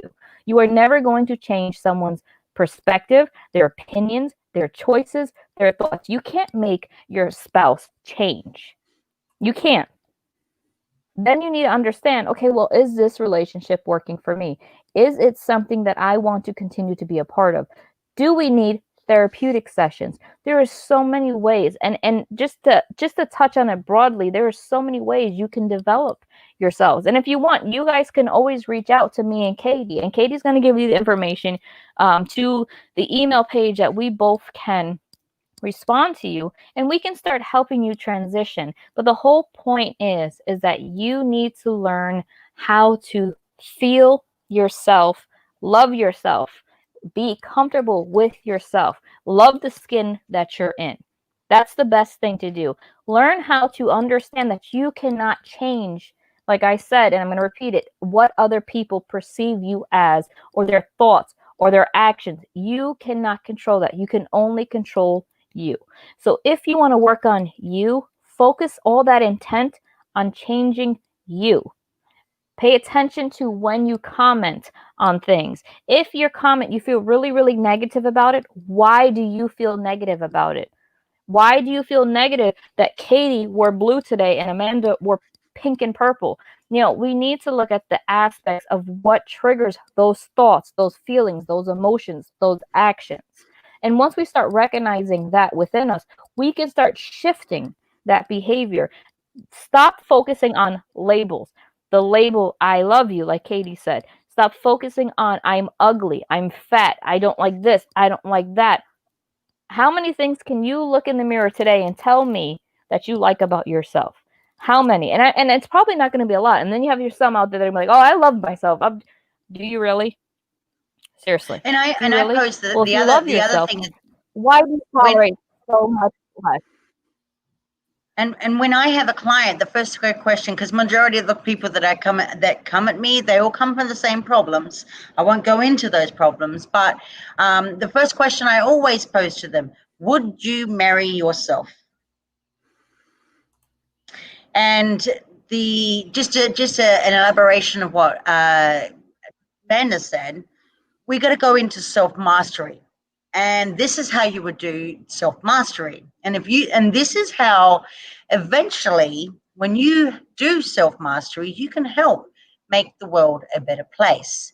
And you don't need to save you need to save your money. You need to wake up, wake up early, and you need to work out more. 3 basics.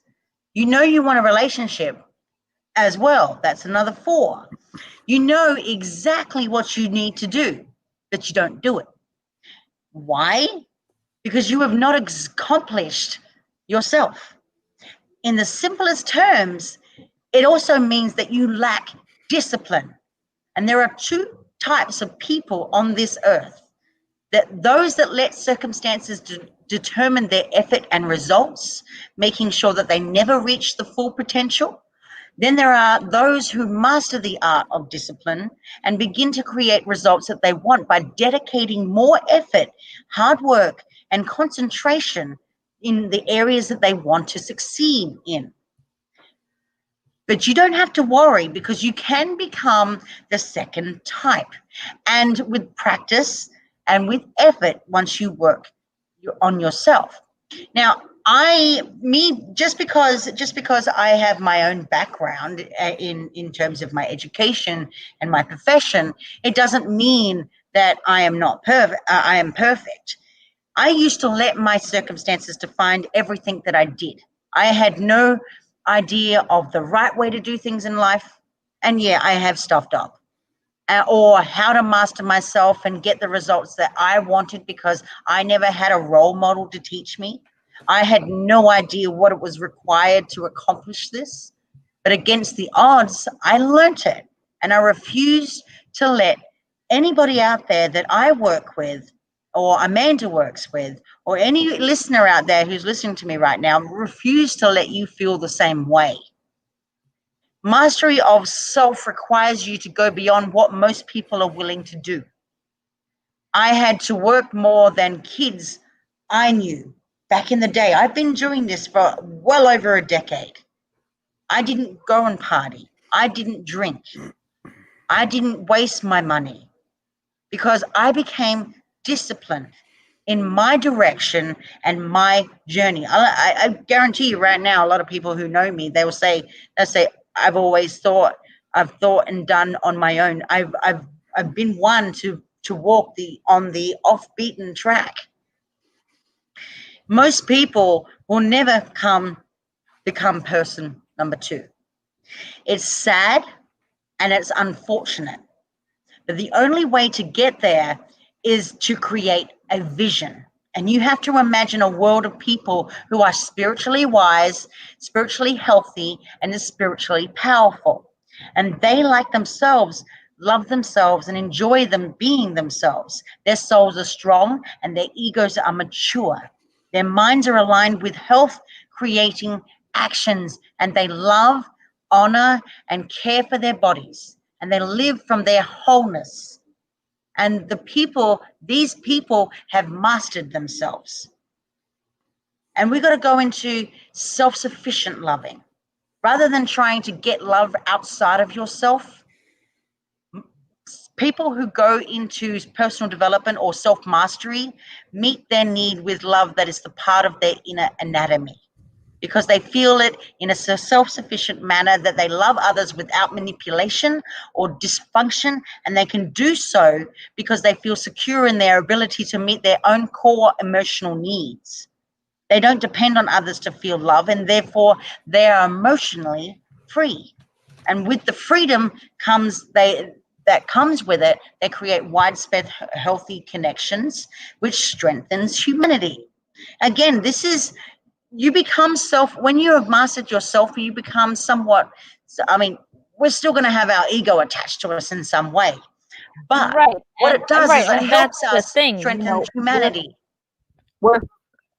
Yeah, because we got to understand, we also are not perfect, like you mentioned before. And I love the fact that you mentioned that, because I'm not perfect. You're not perfect. There is not a perfect person out there. And if you go through the world thinking that you're so perfect, deep down inside, you're not perfect. And that's the thing. We are fallible. We are honestly here to learn a lesson in life. And we are here to grow from that lesson and then learn how to share that lesson out. And that's through, like what Katie said, love.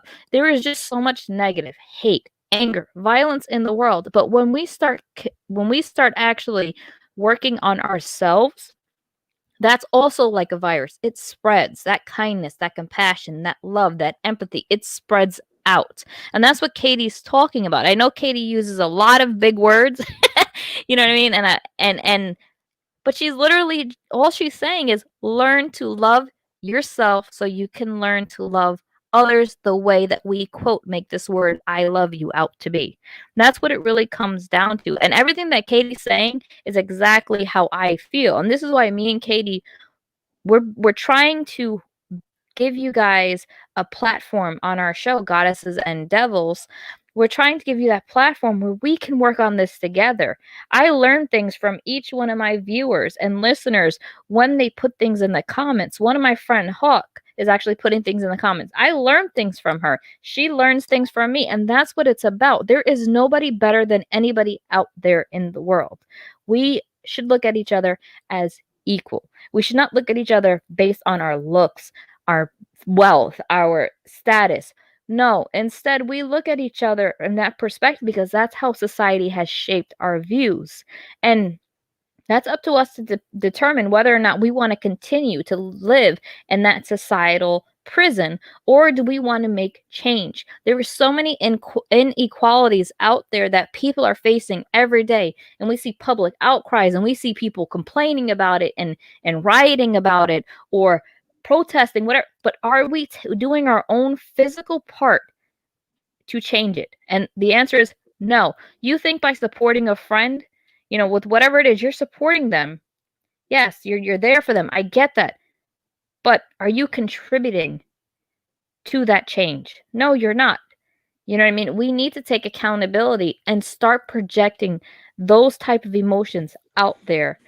And we need to share that with everybody. And that's what it really comes down to, is how we can help shift that change within society. And the only way to help shift that change is be that change. And that's what it comes down to. You need to be that change in order to promote a positive change. And that's what pretty much we're saying. And what Katie's working on, like I said. Go ahead, honey. I was going to say, and just to elaborate what you're saying, we're talking, what you're talking about is personal power. People who go through self-mastery also feel powerful without taking power from others by subjugation or abuse. And they draw from spiritual reservoirs within themselves. Therefore, we've all heard of the spread love. Everywhere you go, spread love. Feeling self-sufficiently powerful means that you are secure enough and you feel no need to dominate other people, because you rely on yourselves, because you are soulfully free and you're spiritually sovereign. Don't forget, we're talking mind, body, and soul here. So we're not just talking about what you are as a person or as a human. There's always, doesn't matter, get rid of religion for a minute. We all have some sort of spirituality behind us.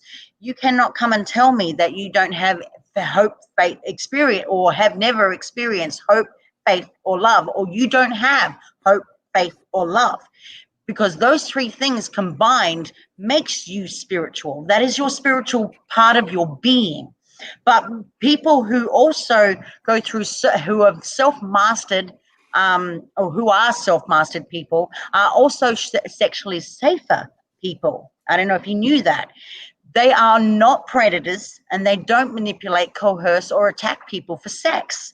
Their heart often helps them with this by keeping their body and ego in check, feeling the love of their inner anatomy, going back to what I originally said, and their soul helps them by leading their sexuality with a spiritual emphasis. So sex is no longer just sex.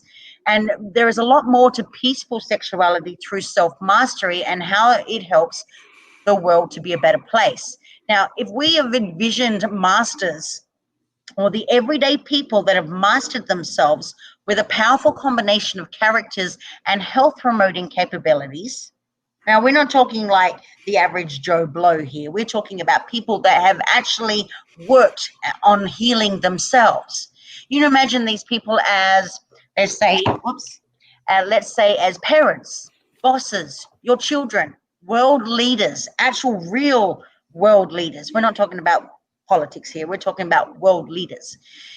What would a world created by such masters be like? These people who are now masters of themselves, what would it be like? Consider how much health and enjoyable living can be created by having a healthy, powerful, and free of everything, free of basically you're a sovereign person. The humanity around us would transcend an abusive culture. And think about what humanity could do with such liberation. Before you dismiss what I'm trying to tell you, we can do it. Well, that's what I'm we saying. can do it. It's all about us.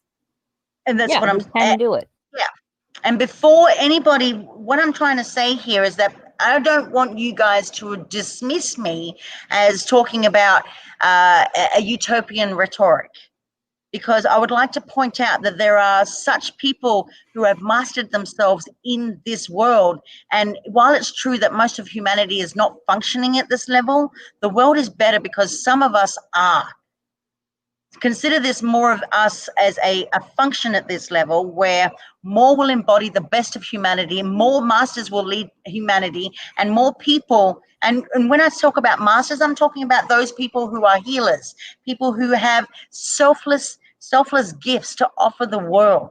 More people will be encouraged and inspired to follow by their example, because they are true and authentic people who walk their walk and talk their talk. They're inspired by action. They're not just sitting there on their couch waiting for something to manifest. They go forth into this world, and the works from inside out. They transcend. It's a transcendent quality of their individual inner worlds that affects the shared outer world. And each person who masters this extends their inner health into the health of their social sphere. They encourage other people, their friends, their family. There are people out there that are having trouble with their weight. These are people that have worked on that already and feel comfortable enough with their self-esteem to be confident enough to go forth and say, hey, I've got some practical ideas without no judgment whatsoever, and help these people. And when enough of us are masters at mastering ourselves, we create a transcendent health supporting economics and in politics. And in this way, the world we create will be experienced in layers of health from the micro level to the macro level. Really contemplate on how this dynamic works. And you yourself can be the master. You are the captain of your life. You can, and you may notice that you already possess some of these qualities and attributes that I'm talking about. But whatever level you are functioning at right now, you can go all the way and become exactly what I have become, a master of self. I go ahead and I teach this. This is my job. This is my profession. In doing so, what you will do, and ultimately the end goal here, is you will become one of humanity's best hopes for a better world. And that is truly the Great Awakening. Yeah, and by helping humanity, by helping mastering yourself. Exactly. But that's the thing. Yeah, we can all do this. We all possess these skills, these abilities, but the choice is everybody's in their own to want to choose to change that. Like I said, we see so much things with the riots, the protests, the violence, but what are we really trying to teach here? We are trying to shift other people's views, but when we respond in violent and heinous acts, what are we promoting? The hate, the violence. We're not promoting the real true cause of a change. And the way to do that is once we master ourselves, we are able to help that change in a positive light. And that's what it's about. It's about going forward in the future and mastering yourself and being that positive influence that you need to be. And that positive influence and then shifts over to your children, your friends, your family, your work life. This is what it's about, and we all can change. And I'm seeing it here in the comment. You guys are awesome. I love your comments. I'm trying my best. I'm trying to and Hawk and Hawk said keep it up with so them. beautifully. You guys got amazing. Yeah, Yes, Hawk she did. said it And so if you want beautifully. to, if we could Always read a that, work Katie, in do you want to read progress. it? Absolutely. Yeah, Hawk We said are. that We are. we're a work in progress, and of course, humanity is not going to change overnight. But the rapid growth, or the growth of each and every one of us, can contribute. We spend Starts a whole with life us. in Yes, personal but development. it starts with us. Absolutely, ladies. Yeah, and it starts, like I said, and it starts with us. And I'm going to keep telling you guys, it starts with you. Absolutely. I let you guys go because I know you had so much information to give out, and it was truly an epic episode. We have to do this more often with these MASH episodes. I think that was so awesome. We have 5 minutes left, so I'm going to ask Katie right now to tell us where everybody can find her. Say one last line, and then Amanda, and I'm going to take us home. Okay, so you can find me. Obviously, I'm just going to mention real quickly what I actually do for a profession for the listeners out there. Yeah. One, real quickly, because I have multiple websites that people can go to find me. If not, you can just Google my name. I come up everywhere. But you can go to soma-fusion.com. You can go to somafusionmedia.com, easypeasysolutions.org, universalchristchurch.com, and the samariseducationcenter.com. For me, my various roles that I have, I'm an ordained minister at the Universal Christ Church School of Spiritualism. I'm the head education, online communications, and lecturer at the Samaris Education Center and Clinic. I am the founder of Soma Fusion Media, which is a media production company, an offset of the Soma Fusion Mind, Body, and Soul, which is basically me offering my services to the world, and as well as Manda. And also, I am the talk show host of my own show, Soma Fusion Radio, which airs every Wednesday night at 9 p.m. on the Global Enlightenment Radio Network. Your turn, Amanda. You sure, Katie? You still got more to go? No, no, I'm just kidding. That was a lot. I'm not gonna lie about it. Whew. Yeah, what can I say? I love Katie, like I said. Oh no! I definitely love Katie. I do. Of course. I was just teasing, but go ahead, Yeah, Amanda. You're up. Just on top of that, guys, I am studying for a triple PhD right now. God damn. Go ahead. Exactly. I just read. So I actually am also a minister. I'm actually a minister myself at the Universal Life Church, along with Katie. I am an ordained minister. So FYI, guys, yes, I could do that too. But no, seriously, no, I'm really proud of that. I am, like I said, a minister of the Universal Life Church. I am currently in school right now. I'm double or majoring right now. I'm actually switching over this spring to my master's in psychology. You can find me wherever you can find Katie, to be honest with you. We do work together. You can reach me on Facebook, my first and last name, Amanda Mcmanus. I'm actually working on a separate Facebook page right now that I do my mediumship skills and my psychic work as well. I also do counseling. I also do guidance. I do have degrees in behavior and social science, as well as psychology and general studies, which, like I said, I am applying to a master's. I also have a degree in liberal arts. Quickly about me, I have always been a healer in many ways. Before this, I was a first responder for over 17 years. I worked very closely with the community. I still continue to do advocacy for individuals who are suffering from disabilities that may be impacting them in their everyday life. I fight for the rights of individuals to get a fair education. I am very big on advocacy. I do fight, like I said, for what I believe in. I am, like I said, I do work with different organizations as well, but you could definitely find me wherever you can find Katie. I am working on, like I said, a separate Facebook page. When I get that up and running, I will tag it to my Facebook page if you want to continue to follow us. We do a show every Saturday at 7 p.m. on the Global Enlightenment Radio Network. It's called Goddesses and Devils, where we stream across many different platforms. We do our best to give you guys a heads up when we are on, but just for all, to make everything easier, you can always like, share, and subscribe to our page. We do have it on Soma Fusion, where you can find us on YouTube, and we are also on the Global Enlightenment Radio Network.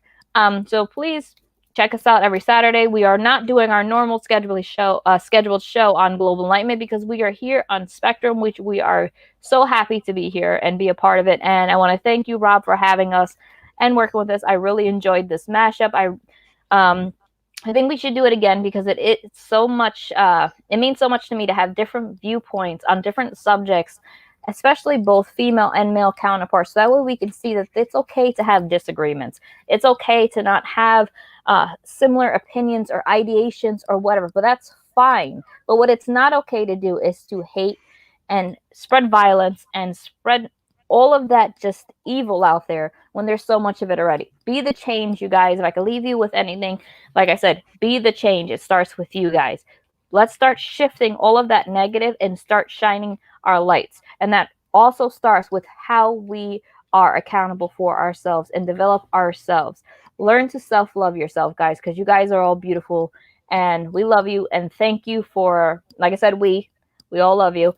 Thank you for tuning in tonight. And like I said, you can find me on Facebook, Amanda Mcmanus, and wherever Katie is, I'll be there. Yeah, just Google me. Right, Katie? Ladies, excellent, Just excellent, Katie excellent. and just say, hey, Katie, I'm looking for Amanda. Absolutely, absolutely. I am Rob Yox. Just to plug myself a little bit, I let you guys go a little bit. You can find me on Full Spectrum Universe. It's YouTube/Full Spectrum Universe. We are also on Patreon. We have a couple of extra episodes, actually probably about 8 or 9 extra episodes out there. For only $2 a month, you can get all the extra episodes, plus more coming. We're doing Full Spectrum Universe news. We also have the Golden Age of Disclosure, which will be premiering very shortly. I'm also actually giving services now to people. If there is a family lineage and or a history subject that you need help on, my services are available to you. Mostly we'd be doing a lot of looking into the history of a people because it's very difficult for some people to find these histories on their ancestors and or relatives. We also are going to I'm going to start giving a class on political views and or how to manage or maneuver in the political realm. So if there's something about politics you have a question on, we can also give you advice on that. I want to thank you ladies for coming on. It was such a good show. We're definitely going to do this again. We have just hit the mark. So right before we hit that 2:01 mark, I want to thank everybody for coming. It's time for you to get back in that spaceship, close that door, hit warp drive, and go back to your own damn universe. I am Rob Yox. That is Amanda and Katie. We will see you on the flip side. Hopefully it is not the wrong side. It'll always be the right side. I am the ultimate outsider. I want to thank all the outsiders for being here, and we'll see you next time.